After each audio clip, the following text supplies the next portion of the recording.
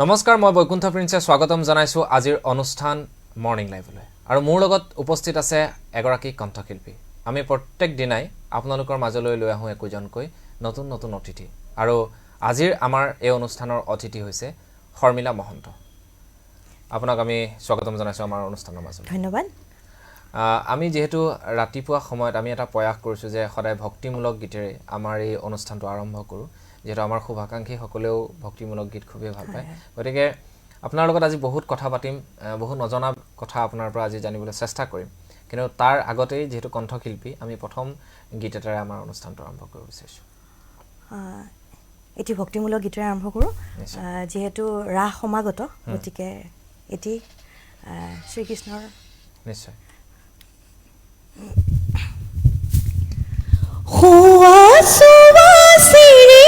কৃষ্ণৰ মাথায় মৰা পাখি মুখত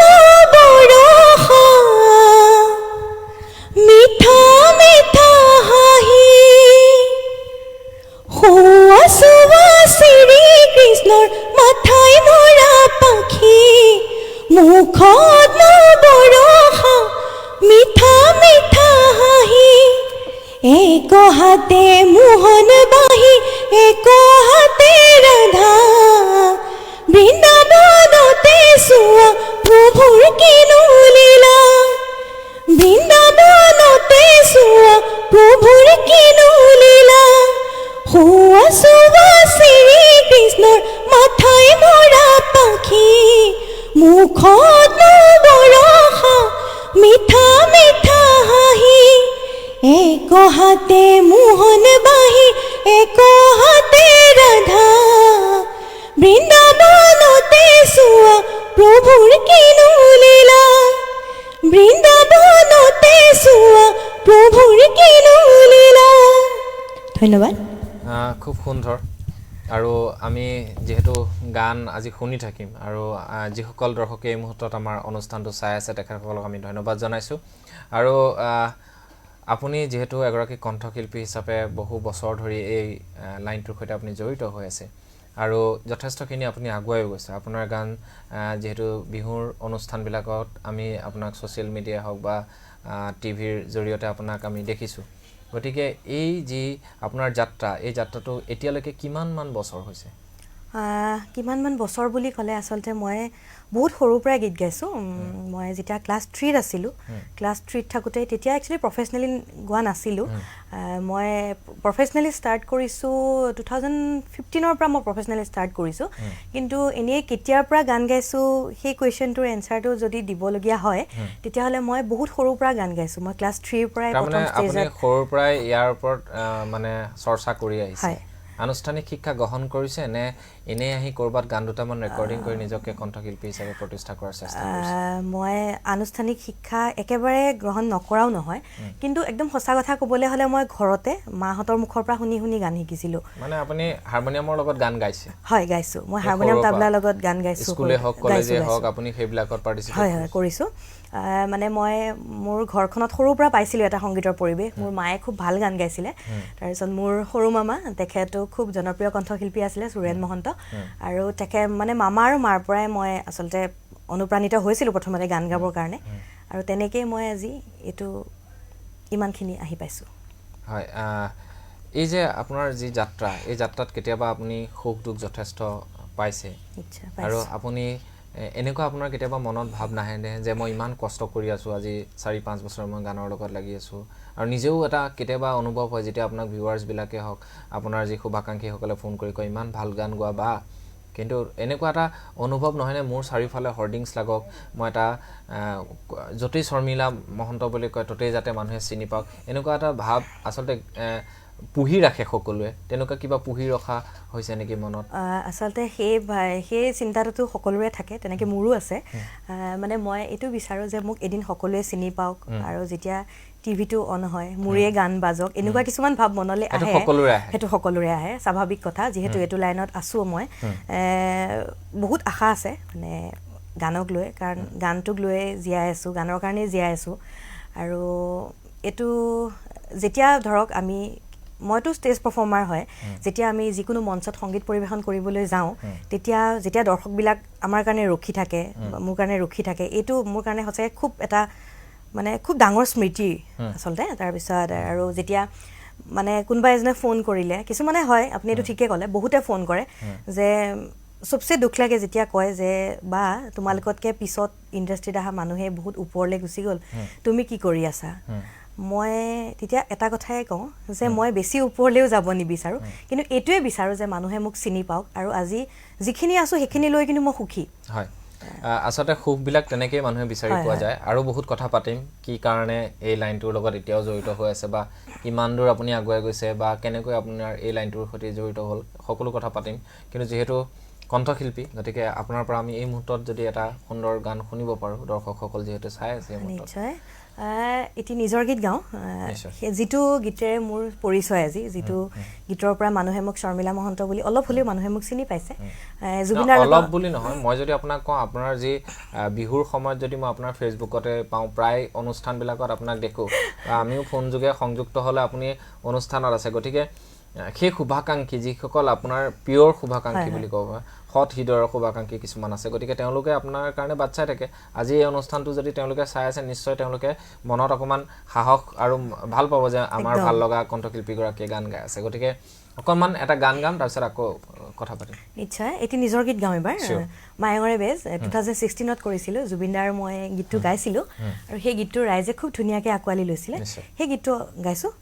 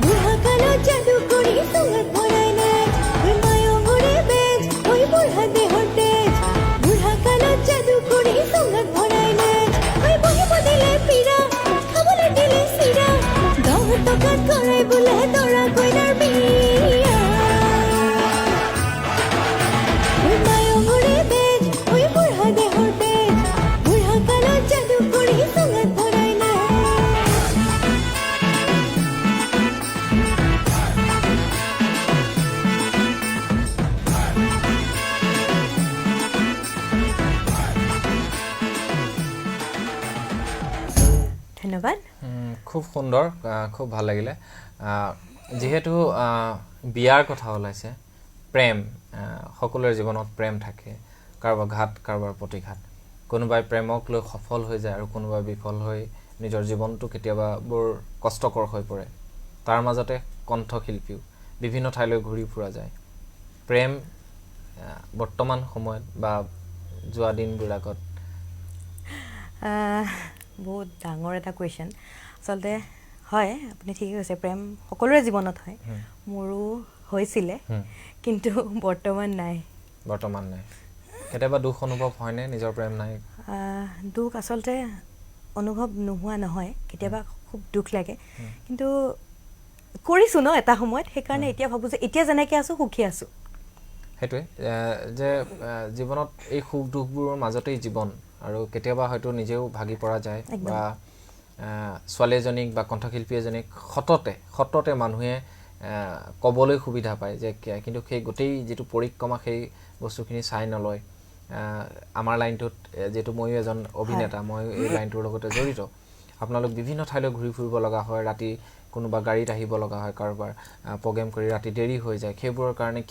খামখিয়ালি ঘৰত কেতিয়াবা হয়নে আচলতে সেইটো খামখিয়ালি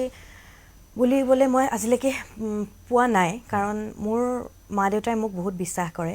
আৰু সেইকাৰণে মই মাহঁতৰ বিশ্বাসটো আজিলৈকে ভাঙা নাই বা কেতিয়াও সেই কামটো নকৰোঁ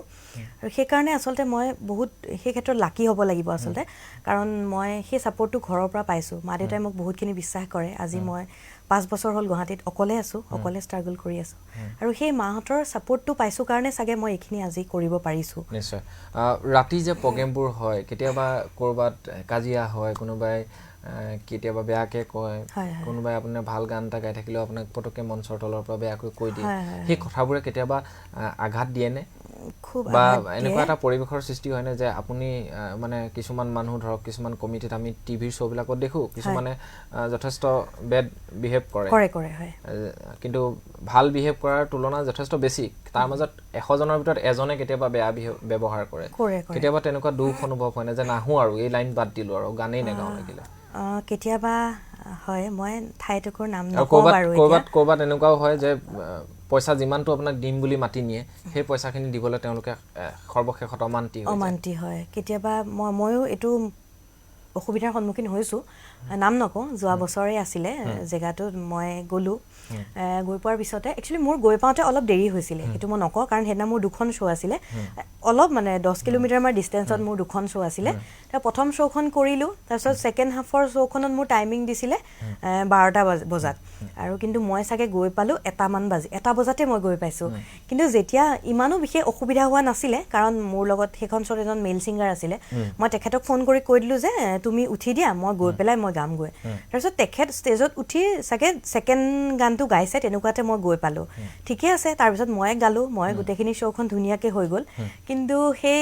সেইটো ইছ্যু কৰি মানে পইচা দিয়াৰ ক্ষেত্ৰত অলপ প্ৰব্লেম কৰিছিলে তেতিয়া কিন্তু মই সঁচাকৈ খুব দুখ লাগিছিলে মানে সেইদিনা চাগে মই লাইফত ফাৰ্ষ্ট টাইম এনেকুৱা পাইছোঁ আৰু খুব কান্দিছিলোঁ আচলতে মই যে মানে খুব ভাগি গৈছিলোঁ কাৰণ মই অকলে আছিলোঁ সেইখিনি সময়ত মোক ছাপৰ্ট কৰা মানুহো তেতিয়া কোনোৱে নাছিলে কিন্তু কমিটিৰ গোটেইকেইজন দাদা বেয়া নাছিলে বাৰু গোটেইকেইজন মানে আহি পেলাই যে মোক ক'লে যে একো নাই তুমি চিন্তা নকৰিবা আমি মানে তোমাক মানে দি দিম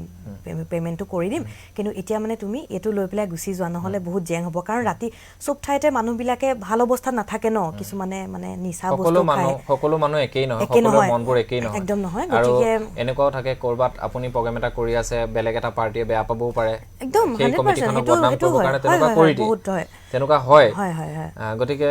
সেইবোৰ দুখ যন্ত্ৰণাৰ মাজতো আজি ইমান দিনে আপুনি এই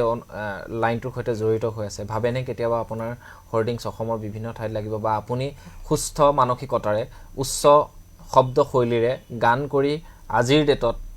কোনো বিতৰ্ক নোহোৱাকৈ আপুনি জনপ্ৰিয় এগৰাকী কণ্ঠশিল্পী হ'ব পাৰিম বুলি আপুনি নিজে ভাবেনে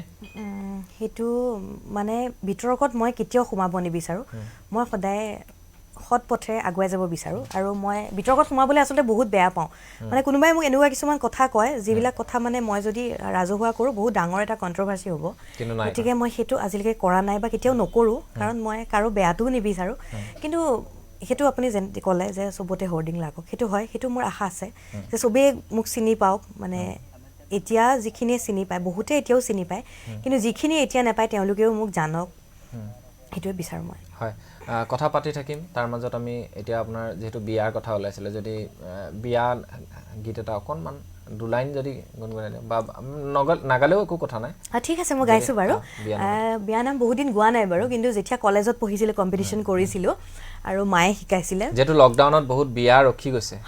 বিয়া ৰখি গৈছে কিন্তু এতিয়া পুৰা বিয়াবিলাক ষ্টাৰ্ট আৰম্ভ হৈছে আমাৰ অলপ বিয়া ফিল এটা লাগি আছে আচ্ছা সেইকাৰণে এটা বিয়া নাম অ'কে ঠিক আছে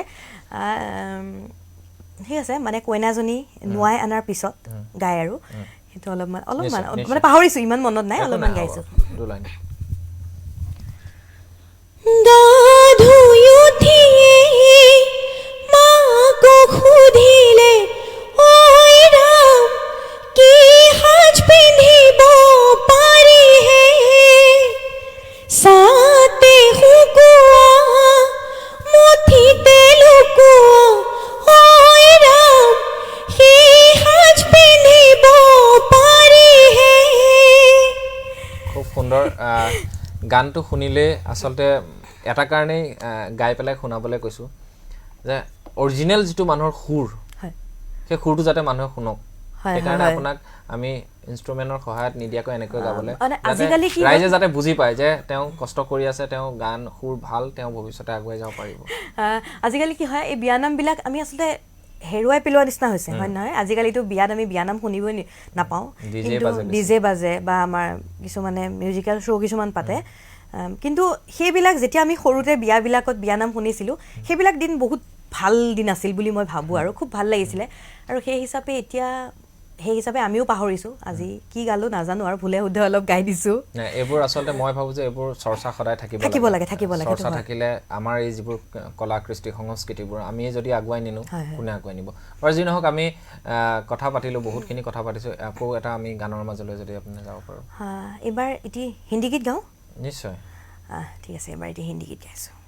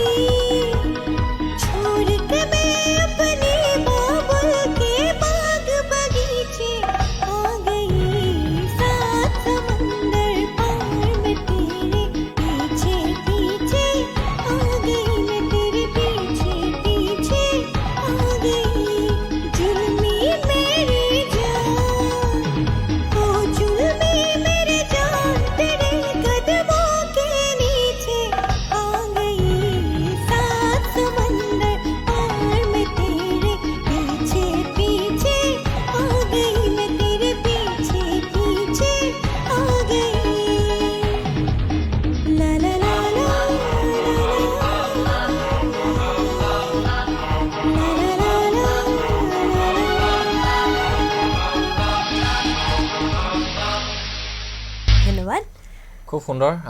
বহুকেইটা গান শুনিলোঁ আমি এতিয়া শেষৰ পৰ্যায়লৈ আহিছোঁ যিহেতু আমাৰ সময় হৈ আহিছে কৰোনা আতংকত সমগ্ৰ বিশ্ব স্তব্ধ হৈ পৰিল আৰু তাৰ মাজতে যি আমাৰ কলা কৃষ্টি সংস্কৃতিৰ লগত জড়িত বিভিন্ন ধৰণৰ ব্যক্তিবিলাকো স্তব্ধ হৈ পৰিল নিজৰ জীৱন নিৰ্বাহ কৰিবৰ কাৰণে কোনোৱে গাড়ী বিকিলে কোনোৱে ঘৰ বিকিলে কোনোৱে মাটি বিকিলে আপোনাৰ সেই সময়খিনি কেনেকুৱা আছিল আচলতে মই যিহেতু মই গুৱাহাটীত ঘৰ ভাড়া কৰি আছোঁ মোৰ আচল ঘৰ মৰিগাঁৱত হয় মই যেতিয়া লকডাউন আৰম্ভ হৈছিলে লকডাউন আৰম্ভ হোৱাৰ একচুৱেলি অলপ দুদিনমান আগতে মই কিবা এটা কামত ঘৰত যাব লগা হৈছিলে মই ঘৰত গৈছিলোঁ আৰু ঘৰ গৈ পেলাই যেতিয়া গম পালোঁ যে লকডাউনটো হ'ব আৰু তেতিয়াতো মাহঁতেতো গুৱাহাটী আহিব দিয়াৰ কোনো প্ৰশ্নই নুঠে কেতিয়াও আহিব দিয়া নাছিলে চ' মই সেই লকডাউনৰ কেইদিন ঘৰতে আছিলোঁ 5-6 মাহ মই ঘৰতে থাকিলোঁ অসুবিধা মানে কি হয় মই গুৱাহাটীত ঘৰ ভাড়া কৰি আছোঁ যিহেতু ঘৰ ভাড়া দিয়াৰ ক্ষেত্ৰত অলপ প্ৰব্লেম হৈছিলে মালিকে ঘৰ ভাড়া কিছু লেছ কৰিছে অলপ লেছ কৰিছে সেইটো কিন্তু মই ক'ব লাগিব নিশ্চয় কোনো লেছ কৰিছে কোনো নাই বহুতক নাই কৰা বুলি শুনিছোঁ কিন্তু বহুতখিনি কৰিছেও গতিকে বহুত মানুহৰ মাজত সৎ হৃদয়বান মানুহ দুই এজন ওলাই আহে যেনেকৈ আপোনাৰ ভাৰতীয় যিজন মালিক তেওঁ হয়তো আপোনাক লেছ কৰি দিলে বাৰু যি নহওক আপুনি সাংস্কৃতিক পথাৰখনৰ কাৰণে সাংস্কৃতিক জগতৰ কাৰণে আপোনালোকৰ কাৰণে চৰকাৰৰ পৰা আপুনি কিবা সহায় বিচাৰে নেকি বা চৰকাৰে এইটো কাম কৰিলে আমাৰ সাংস্কৃতিক দিশৰ মানুহখিনিৰ আকৌ জয়ময় হ'ব বা কণ্ঠশিল্পী সকলৰ কাৰণে যদি চৰকাৰে কিবা কৰে যিহেতু মই এগৰাকী কণ্ঠশিল্পী আৰু আমি শ্ব' কৰি থাকোঁ শ্ব'বিলাক আমাৰ থাকে আৰু তেনেকেই গুৱাহাটীত চলি আছোঁ বুলি ক'লেও ভুল নহয় গতিকে মই এইটোৱে বিচাৰোঁ যে যিহেতু এতিয়া অলপ নৰ্মেল হৈছে যিহেতু দুৰ্গা পূজাও হৈ গ'ল তাৰপিছত দুৰ্গা পূজাও হ'ল আৰু দেখিছোঁ দুৰ্গা পূজাটো যথেষ্ট আমি ভিৰ হোৱা দেখা পাইছোঁ গতিকে মই চৰকাৰক এটাই অনুৰোধ জনাওঁ মানে আমাৰ ফালেও যাতে অলপ চকু মেলি চাওক আৰু সাংস্কৃতিক অনুষ্ঠানবিলাক দিয়াৰ মানে হোৱাৰ অনুমতি দিয়ক মানে মই কোভিড প্ৰটকলৰ মাজতে সাংস্কৃতিক অনুষ্ঠানবিলাক চলি যোৱাটো প্ৰত্যেকজন কণ্ঠশিল্পী সেইটো কৈছে আৰু মই ভাবোঁ যে চৰকাৰে সেই নীতি নিয়মৰ মাজেৰে নিশ্চয় লাহে লাহেকৈ খুলি দিবলৈ দৰকাৰ হ'লে এটা সময় বান্ধি দিয়ক যে ইমান সময়ৰ ভিতৰত শেষ কৰিব লাগিব ইমান বেছি দেৰি কৰিব নালাগে 10টা মানৰ ভিতৰত শেষ কৰি পেলাই এনেকৈ অনুষ্ঠানবিলাক পাতিব পাৰে বুলি মই ভাবোঁ বিহু বুলিয়ে নহয় বিভিন্ন ধৰণৰ অনুষ্ঠান থাকে ক'ৰবাত কলেজত বা ক'ৰবাত বিভিন্ন মানে 12 মাহে আমাৰ কিবা নহয় কিবা চলিয়ে থাকে বিহু গ'ল তাৰপিছত বিহু যোৱাৰ লগে লগে কলেজ ফ্ৰেচাৰ্ছবিলাক ষ্টাৰ্ট হ'ল তাৰপিছততো পূজা ছিজনেই আহি গ'ল পূজা অনুষ্ঠান নহ'ল তাৰপিছত ৰাস আহিলে ৰাস বুলিও আমি একমাহ তাতে ব্যস্ত তাৰপিছতো আকৌ নিউ ইয়েৰ মাঘ বিহু তাৰপিছতে আকৌ আজিকালিতো বিহু প্ৰায় মানে শ্ব'বিলাক প্ৰায় হৈয়ে থাকে সেইবিলাকৰ লগত গতিকে আমিও এই অনুষ্ঠানৰ জৰিয়তে আমি যিমানখিনি পাৰোঁ আমাৰ কলা কৌশলী যিহেতু আপোনালোকৰ লগতে কলা কৌশলী যিখিনি আপোনালোকৰ বাদ্যযন্ত্ৰীসকল আমাৰ লাইট চাউণ্ডৰ মানুহকেইজন বা আমাৰ এনেকুৱা কিছুমান মানুহো থাকে যে আমাক ষ্টেণ্ডটো উঠাই দিয়ে তেওঁলোকে বা বহীখন নি ষ্টেণ্ডটো দি দিয়ে তাৰ সেইটো কৰি কিবা এটা পায় তেনেকৈ এটা পৰিয়াল চলি আছে তেওঁলোকৰ মানে একদম বহুত অৱস্থা বেয়া হৈছে গতিকে মই এটাই অনুৰোধ জনাওঁ যে সেইখিনি মানুহলৈ চকু মেলি চাওক তেওঁলোকে নিশ্চয় মই ভাবোঁ যে এই অনুষ্ঠানৰ মাজে আমিও অনুৰোধ জনাম চৰকাৰক আমিও আহ্বান জনাম যাতে সাংস্কৃতিক কৰ্মীসকলৰ ভাল দিন ঘূৰাই অহাত তেওঁলোকে যথেষ্ট সহায় কৰে আৰু শৰ্মিলা আমি এই মুহূৰ্তত আপোনাক বিদায় দিব লাগিব যিহেতু আমাৰ সময় হৈ আহিছে আমাৰ অনুষ্ঠানলৈ অহাৰ বাবে আপোনাক বহুত বহুত ধন্যবাদ দিলোঁ মোৰো ভাল লাগিল সঁচাকৈ আৰু তোমাৰ লগতে টাইমছ নিউজ টুডেজৰ সমূহ মানে কৰ্মকৰ্তাক মই ধন্যবাদ জ্ঞাপন কৰিছোঁ ইমান ধুনীয়াকৈ মোক মাতি আনি এনেকৈ ইমান ধুনীয়া এটা অনুষ্ঠানৰ কাৰণে মোক মাতি অনাৰ কাৰণে ধন্যবাদ আকৌ লগ পাম কথা নিশ্চয় নিশ্চয় নিশ্চয় আৰু নতুন গান আহিলে আমি আকৌ আপোনাক কেনেকৈ একদম নিশ্চয় মোৰ গান খুব সোনকালে আহিব মই মানে এই বছৰটো বাদ দিছোঁ কাৰণ যিহেতু চবেই কৈছে 2020 খুব বেয়া গতিকে 2020 যাওক নেক্সট 21 জানুৱাৰীত মই নতুন কাম ষ্টাৰ্ট কৰিম আৰু ৰাইজে আশীৰ্বাদ কৰিব আগৰ গানখিনি যেনেকৈ আদৰি লৈছিলে তেনেকৈ আদৰি ল'লে মোৰ ভাল লাগিব ধন্যবাদ যিসকলে এই মুহূৰ্তত আমাৰ সৈতে এই অনুষ্ঠানটো চাই আছিল তেখেতসকলক বহুত বহুত ধন্যবাদ জনাইছোঁ আজি এই অনুষ্ঠানৰ পৰা মই বৈকুণ্ঠ প্ৰিন্সে বিদায় লৈছোঁ ধন্যবাদ